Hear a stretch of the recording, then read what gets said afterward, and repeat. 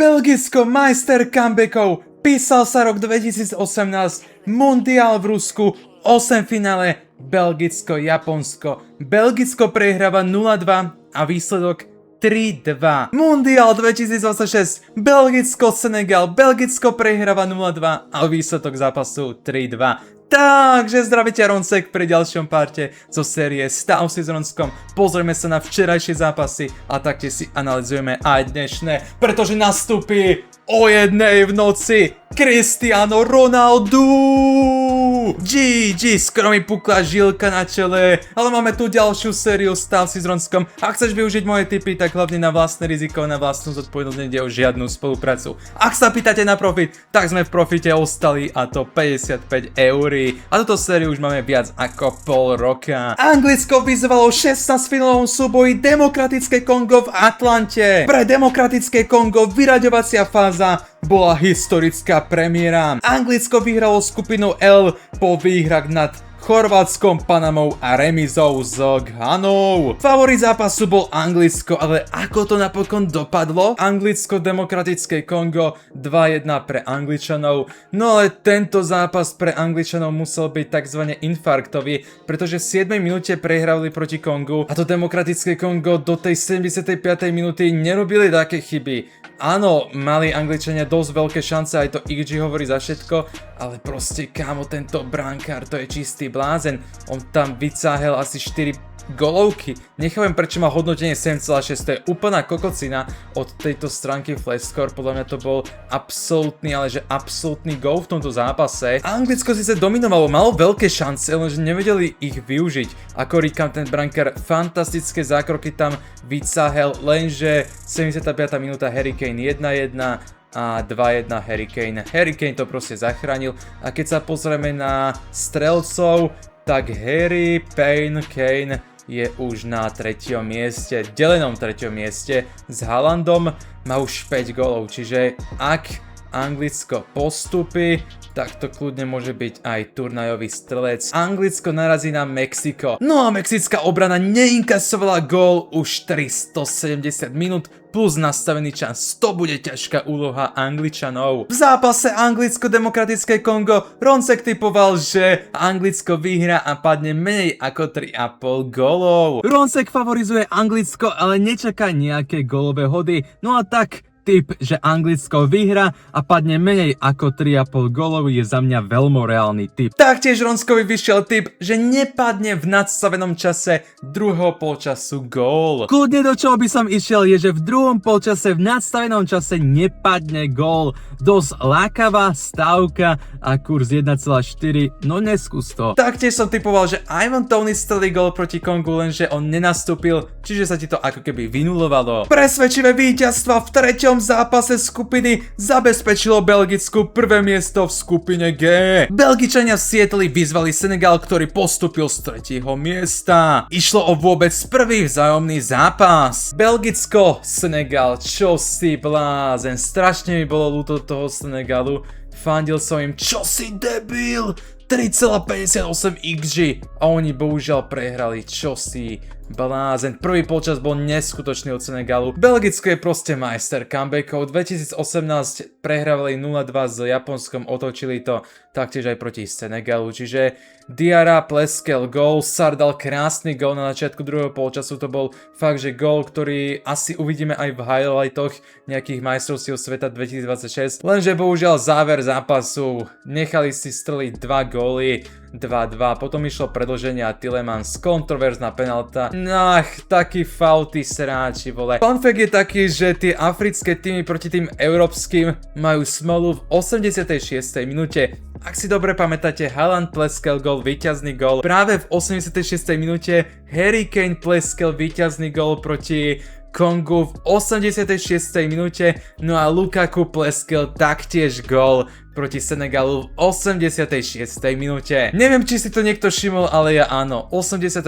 minúta prekliatá pre africké týmy. Bohužiaľ Senegal vypadáva. Keď sa tak kúkneme, tak USA Belgicko bude ďalší zápas. Čo si blázen. No a v tomto zápase mi vyšiel tip, že Senegal strelí viac ako jeden gól. No a reálnejší tip v tomto zápase je, že Senegal strelí viac ako jeden gól. Kurz 1,94 sa možno oplatí skúsiť. Taktiež som dobre typoval, že v zápase bude viac ako 2,5 žltých kariet. Taktiež čakám nejaké tie žlté karty a že v zápase bude viac ako 2,5 žltých kariet je za mňa reálny tip. Domáce Spojené štáty americké vyzvali v 16-finálovom súboji Bosnu. USA vyhrala skupinu D po výhrách nad Paraguajom a Austráliou. Bosna postupila z 3. miesta, keď si zaistila vyraďovaciu fázu po výhre nad Katarom. Posledný zápas vo včerajšom hracom nebol medzi USA a Bosna. I'm from Bosnia, take me to America, I really want to see Statue of Liberty. Balogun pleskal gól na 1-0, potom dostal červenú kartu. No a Bosna hrala presilovku. To nevyšlo Bosne a nejaký asi break Tilleman využil a USA postupuje ďalej. Ak sa pozrieme na XG, tak Bosna, tí sráči, aj keď hrali, ja neviem, tretinu zápasu presilovku, tak nevytváral si nejaké golovky. By the way, zákrok, ktorý bol ohodnotený na červenú kartu pre Baloguna, je za mňa správne rozhodnutie, ale takýto verdikt mal byť aj proti Messimu. Prakticky rovnaký zákrok, ale odlišné rozhodnutie. Je FIFA boy Messi?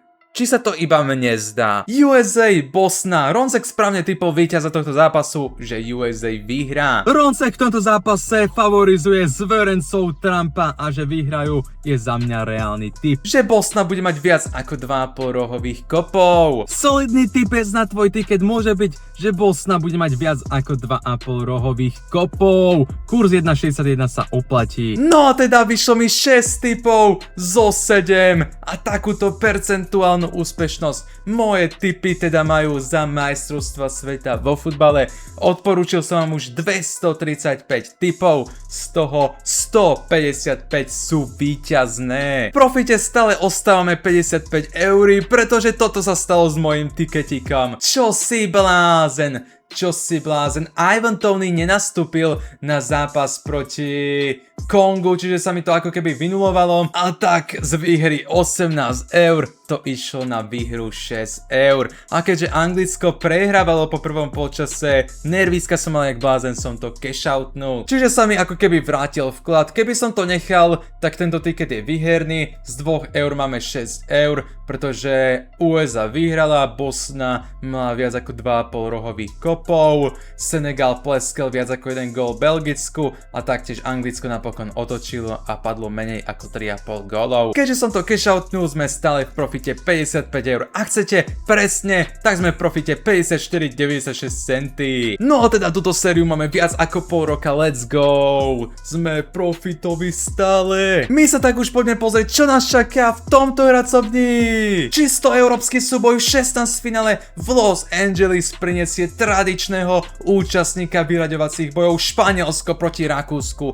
ktoré sa do tejto fázy turnaja dostalo po viac ako 70 rokoch. Rakúsko tak vstúpi v SoFi Stadium v roli outsidera, čiže tým, ktorý môže prekvapiť. Čaká nás tak čisto európsky súboj, no a Roncek tipuje, že Španielsko vyhrá a v zápase padne viac ako 1,5 gólov. Do čoho by som určite šiel, to sú španielské rohové kopy a že ich budú mať viac ako 5,5 je za mňa solidná stavka. Portugalská cesta za historicky prvým titulom majstra sveta je poriadne zradná a začína 16-finálovým súbojom proti týmu Chorvátska, ktorý sa v posledných dvoch edíciách prebojoval až do semifinále. V Katare 2022 Chorvátsko bralo bronzovú medailu po výhre nad Marokom. Chorvátsko v základnej skupine obsadilo druhé miesto, taktiež aj Portugalsko, ale Chorvátsku už chýba tá zlatá generácia Luka Modrić, Rakitic, Mandzukic a množstvo ďalších kvalitných chorvátskych hráčov. Víťaz zápasu výzve v 8 finále lepšieho zo súboja Rakúsko-Španielsko. Čaká nás teda posledný zápas Cristiana Ronalda, ja verím, že nie, a tak tipujem, že Portugalsko tento zápas vyhrá. Za mňa je to solidný kurz. Čo ma teda láka je, že Cristiano Ronaldo strelí gól proti Chorvátom 2:12. to sa vyplatí. V tomto zápase nečakám nejaké gólové hody a stavka, že bude menej ako 3,5 gól je za mňa veľmi reálna. Pre Švajčiarsko, ktoré nepostupilo z vyraďovacej fázy majstrovstiev sveta už 88 rokov, predstavuje tento súboj s Alžírskom, ktoré má problémy proti európskym súperom, zdanlivo ideálnu príležitosť. Švajčiarsko vyhralo svoju skupinu, keď zdolali Bosnu, Kanadu a remizovali s Katarom. Na druhej strane Alžírsko vyhralo iba jeden zápas, a to proti Jordánsku, a tak postupili z 3. miesta. Víťaz tohto zápasu v 8 finále narazí na lepšieho zo súboja Kolumbia-Ghana. Švajčiarsko, Alžírsko, za mňa atraktívny súboj o 5 ráno, a tak Roncek tipuje, že Alžírsko strelí aspoň jeden gól Švajčiarom. Čo nie je určite od veci, je stavka, že Švajčiarsko dá viac ako jeden gól. V prípade, ak Švajčiarsko dá iba jeden, ako keby sa ti to vynulovalo, ak dá 2, tak si vyhral. Myslím si, že tento zápas nebude nejaká prestrelka a stavka, že v zápase bude menej ako 9,5 striel je veľmi reálna. No a chalani, toto je finálny tiketík od Ronska. Roncek teda tipuje v zápase Švajčiarsko-Alžírsko, že Alžírsko strelí aspoň jeden gól. Španielsko-Rakúsko, že Španielsko bude mať viac ako 5,5 rohových kopov a Rakúsko viac ako 1,5 rohových kopov. Toto je za mňa dosť solidný tipes. No a keďže som obrovský fanúšik Cristiana Ronalda, myslím si, že Ronsku strelí gól proti Chorvatom. Keďže sme v profite 49,96 €, tak to logicky podám za euro 96. Môžeme vyhrať 15,15 €. Poďme si po to, Ronsku vole, strel gól! Dole do komentára mi napíšte vaše tipy, triky, ako dopadnú dneskajšie zápasy. Či Ronaldo postupí ďalej? Ja verím, že áno. Čus F9!